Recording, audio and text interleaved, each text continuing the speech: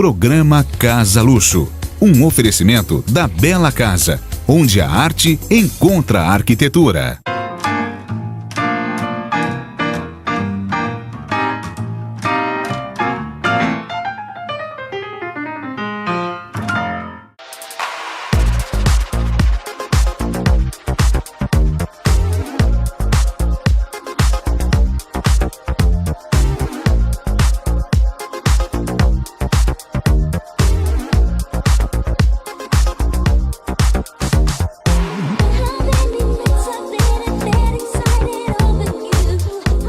Olá, estamos começando mais um programa Casa Luxo.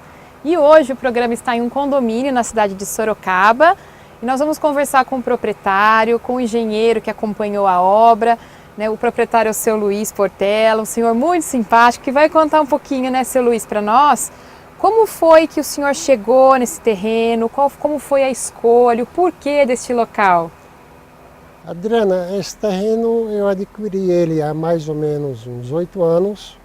O condomínio estava com poucas casas e eu optei por esse terreno por causa da metragem dele e devido ele estar de frente para o lago.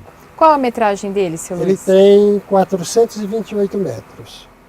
Então eu adquiri esse terreno e a minha ideia era construir uma casa para vender. Tanto é que eu consegui desde a fundação com a ideia de fazer a casa e vender. Mas a minha esposa, ela acompanhou muito essa construção.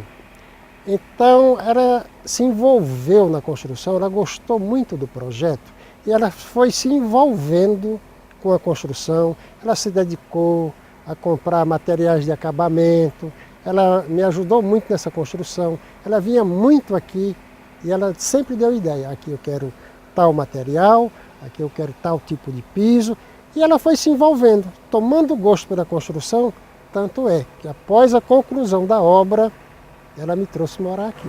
Ela quis vir para cá, não teve jeito. Ela quis vir para cá, não teve jeito, então tiramos a ideia de vender e moramos aqui durante 3 anos.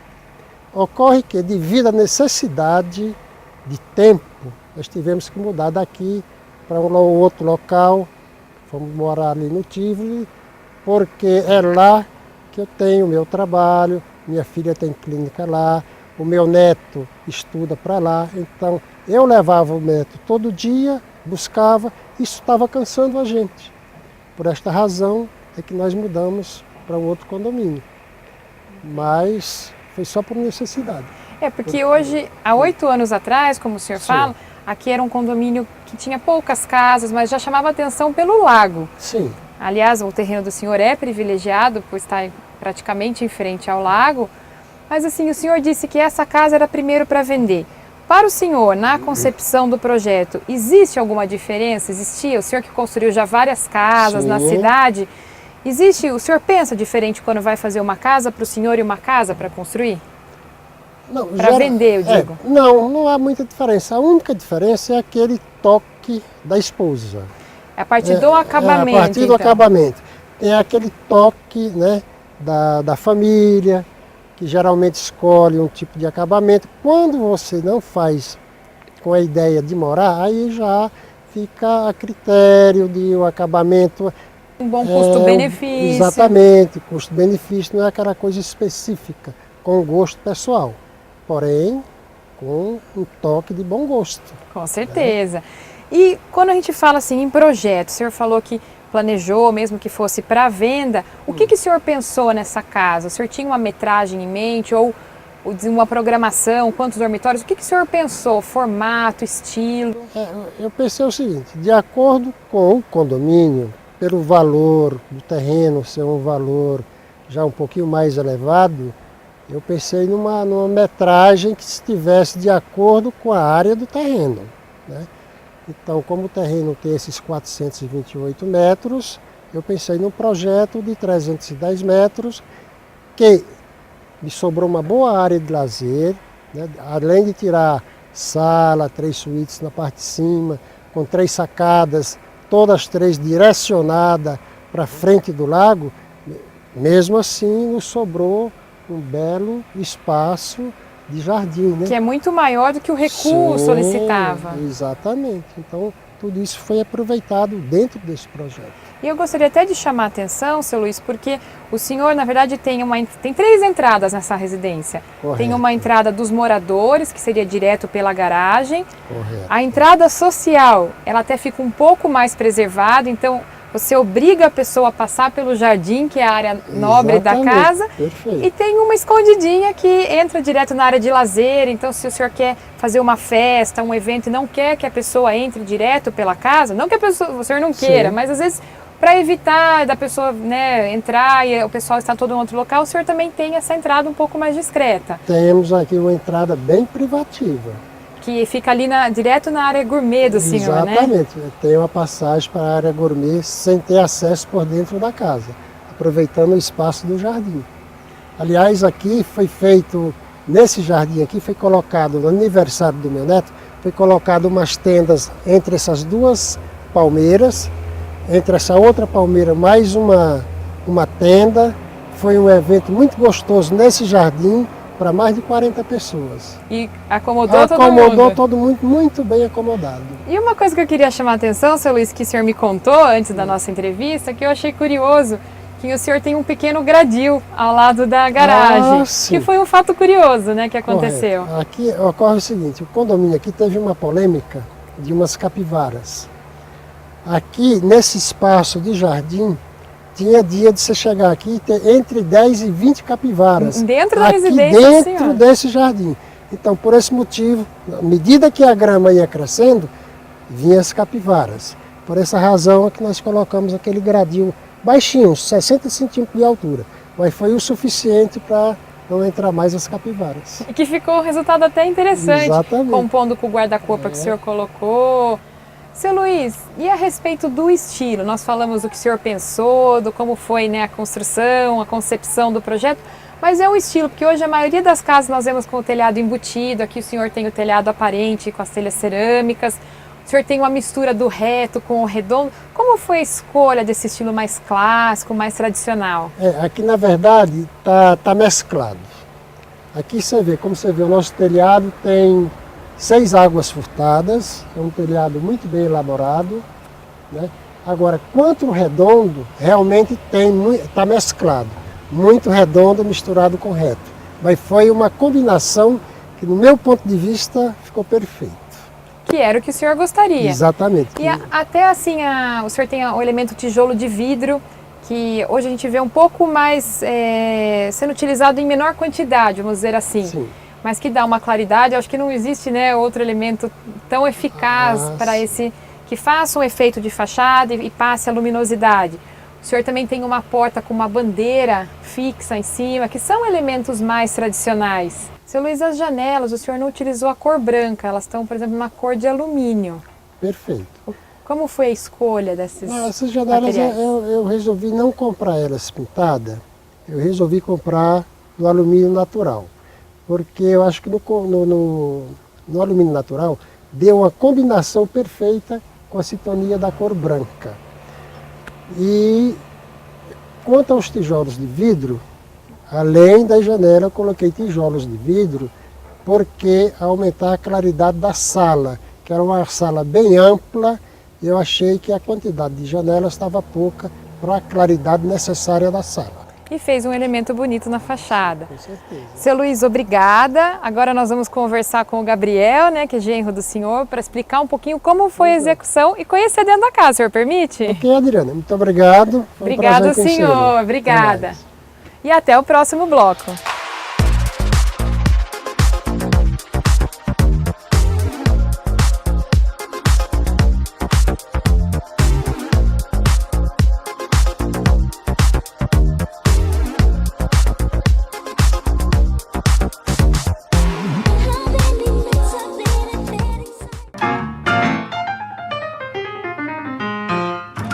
Referência no lançamento de tendências, a Bela Casa é uma boutique de revestimentos que dá margem à sua criatividade através de peças que vão do clássico ao contemporâneo.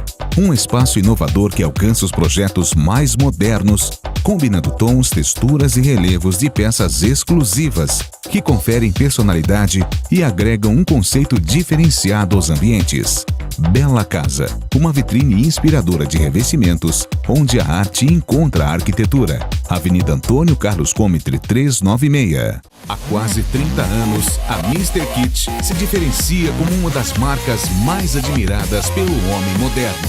No social, o destaque fica para os costumes, camisas, gravatas e sapatos. Na linha casual, a Mr. Kit tem as mais belas bermudas, polos, camisetas, jeans e sapatênis. São peças lindas e de excelente qualidade. Além disso, a Mr. Kit apresenta também a linha feminina com camisas e polos.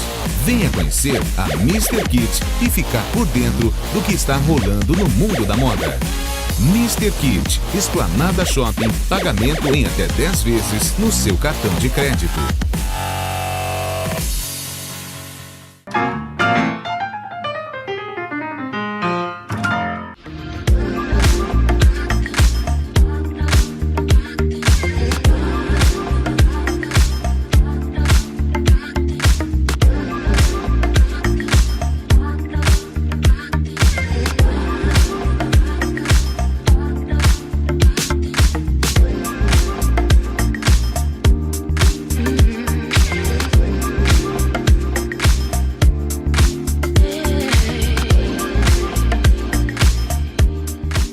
Estamos de volta no Casa Luxo, nosso segundo bloco.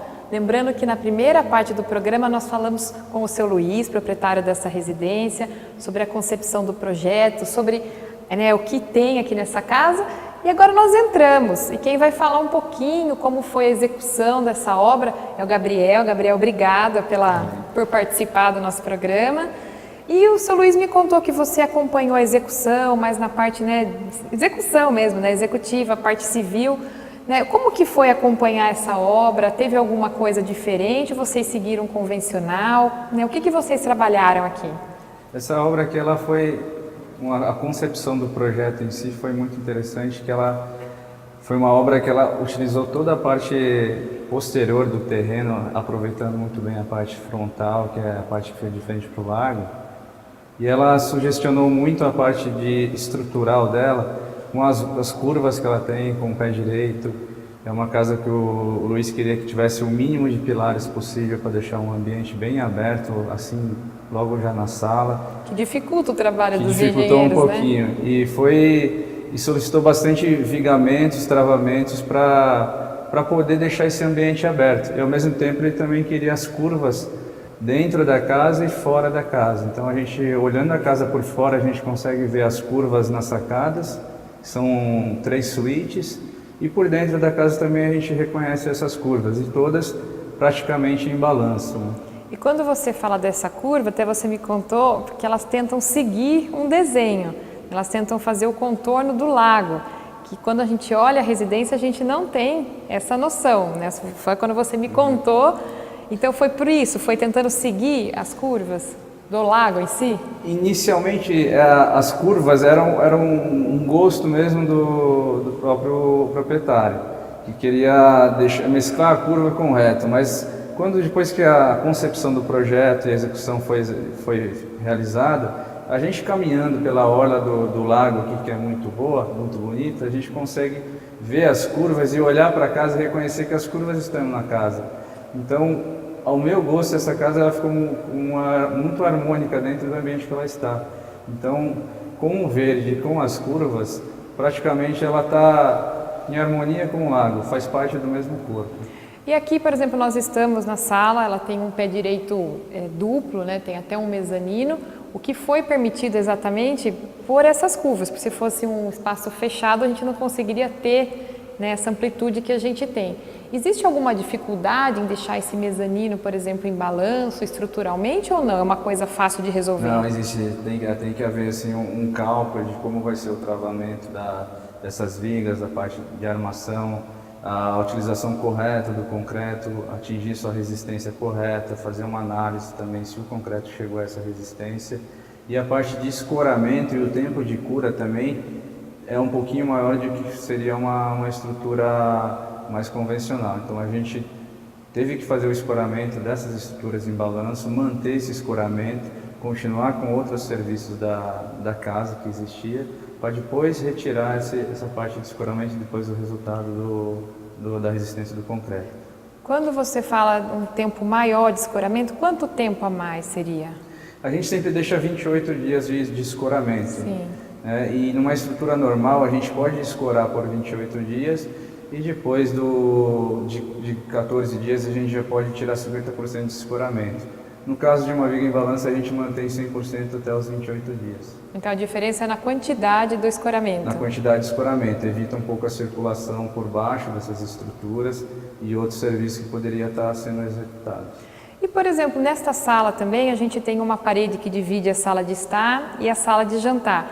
E ela tem uma circunferência aberta na parede. Isso é uma coisa mais tranquila, é fácil de resolver, eu consigo fazer em qualquer parede ou também tem que ser prevista? Isso aqui dá para ser realizado numa parede normal, quem quiser também fazer. Foi uma sugestão, foi durante a obra essa ideia da curva, para poder seguir mais as curvas. E foi um jeito bem prático de executar, de fazer. Foi dentro da própria alvenaria, não há nenhum travamento mesmo. Dentro do próprio bloco você pode fazer essa circunferência.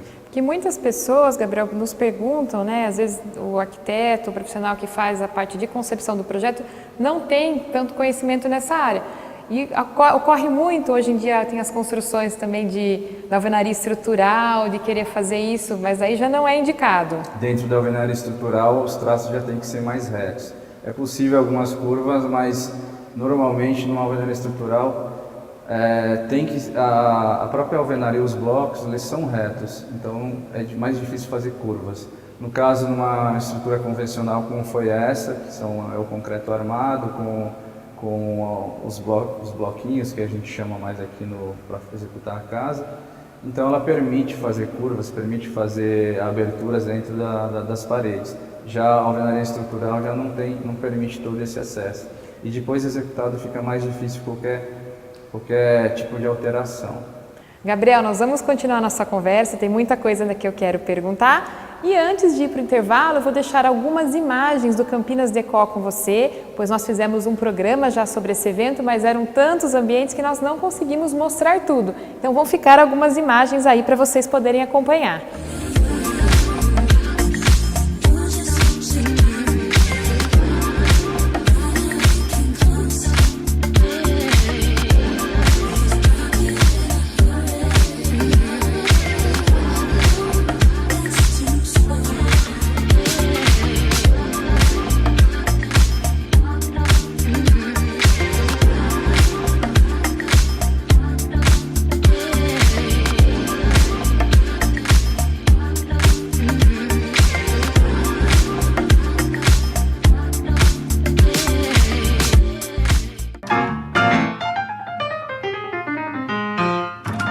Referência no lançamento de tendências, a Bela Casa é uma boutique de revestimentos que dá margem à sua criatividade através de peças que vão do clássico ao contemporâneo.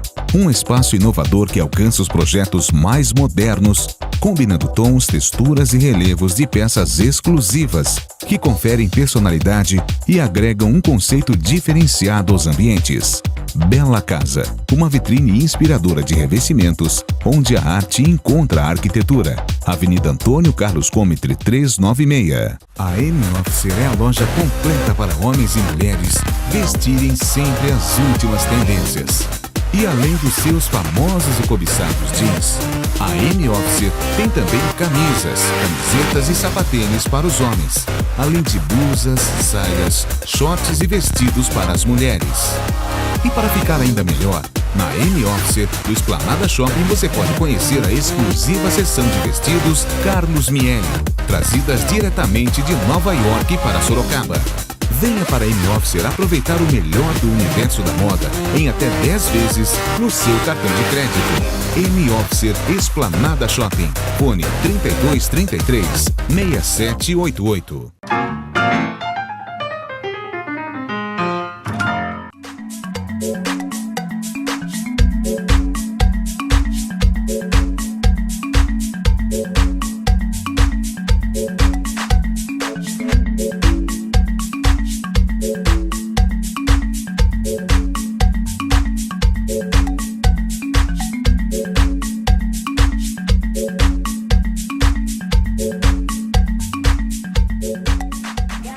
de volta no nosso último bloco do Casa Luxo e eu estou conversando aqui com o Gabriel, engenheiro que acompanhou a execução dessa obra.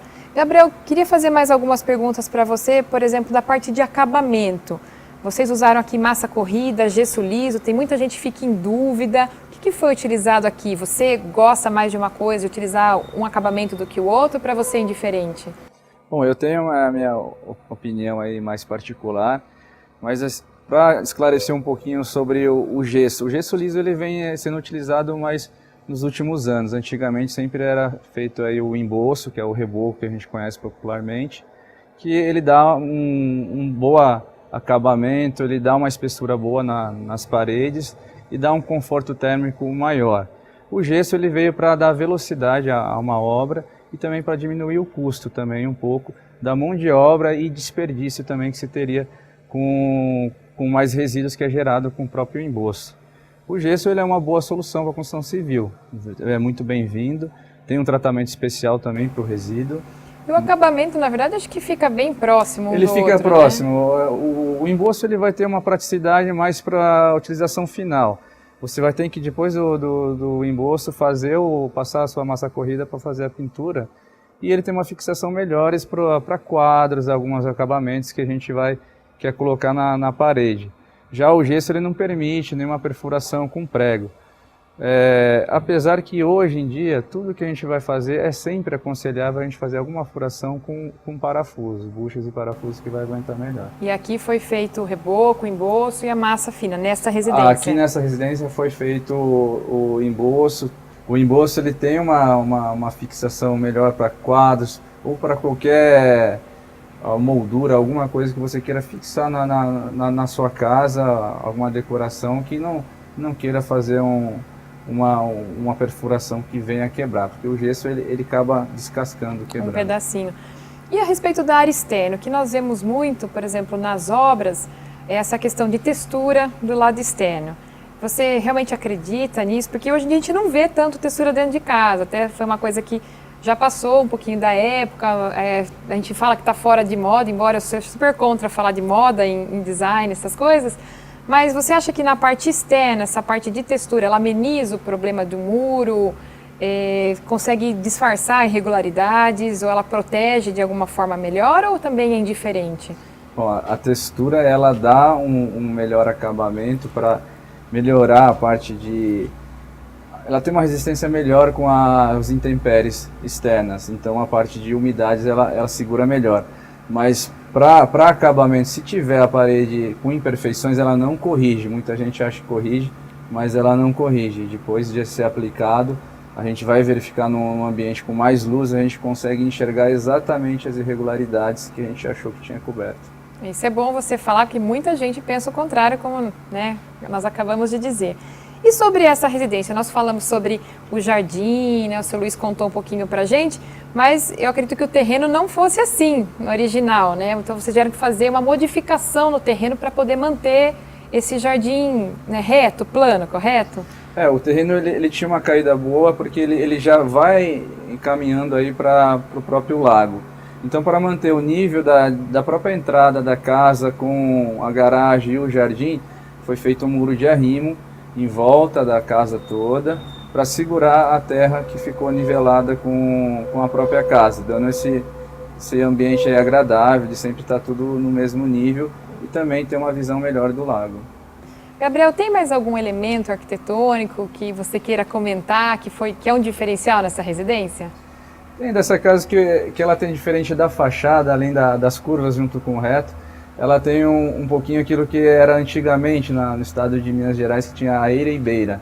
Então nessa casa a gente pode notar um pouco essa eira e beira, que é algo imperceptível, mas que está sugestionando uma casa de um bom padrão e que tem eira e tem beira. O que seria para o pessoal de casa entender, na verdade, a eira e beira? O que difere, né? O que difere? O que seria, por exemplo, uma casa de alto padrão? Por que você diz isso? Eu sei, mas o pessoal de casa não sabe. Bom, dessa casa, por ela se localizar dentro de um condomínio nobre, dentro de um local nobre, a metragem da casa ser muito agradável, eu acho que a eira e beira, que antigamente, nas épocas mais coloniais, representava um melhor poder aquisitivo, um melhor status dentro daquela sociedade até escravizada com os coronéis. Então ela sugestiona dentro do subjetivo o alcance do objetivo de quem está morando dentro dela. Na verdade, esse trabalho que a gente faz no beiral, né, que a gente chama esse dentinho, na verdade, que está presente aqui. Para quem não sabe, aqui na Ilha Beira é exatamente essas faixas que percorrem toda a casa na horizontal, logo abaixo do telhado ou abaixo das sacadas. Gabriel, muito obrigado por ter participado conosco desse programa e, pelo que o seu Luiz falou, temos mais algumas obras que nós vamos mostrar futuramente, né? Sim. Obrigada. De nada, obrigado.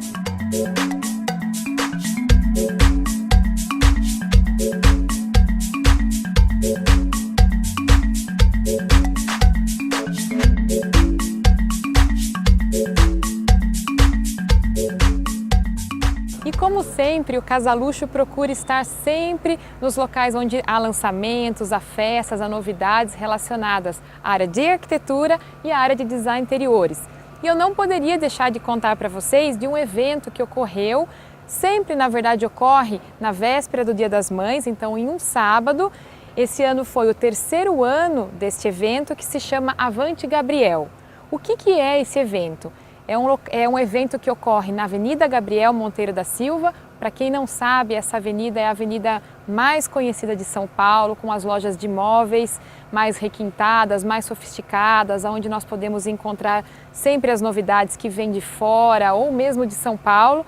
Então essa rua é super conhecida pelos arquitetos e decoradores.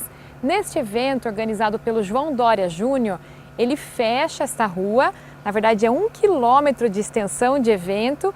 Então essa rua fica fechada para carros, aberta apenas para pedestres, onde se coloca um tapete vermelho e várias pessoas circulam por ali.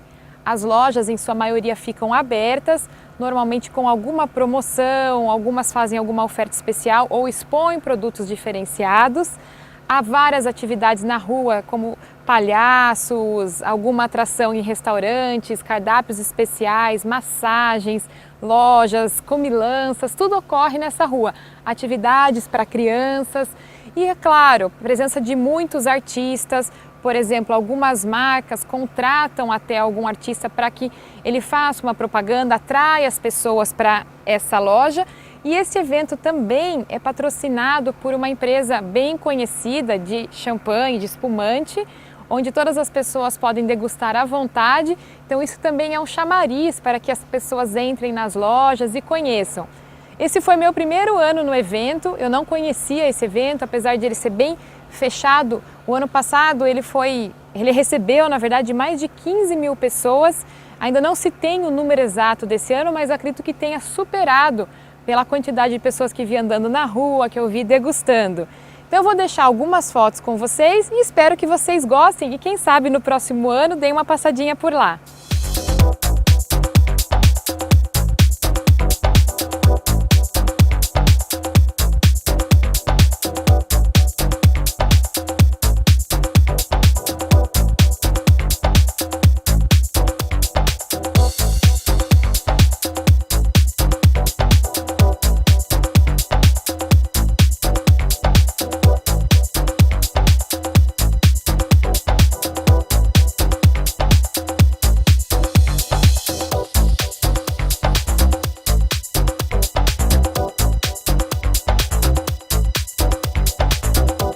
Bem, eu gostaria de agradecer a audiência de vocês, espero que vocês tenham gostado e lembrando que temos encontro na próxima semana. Até o próximo Casaluxo!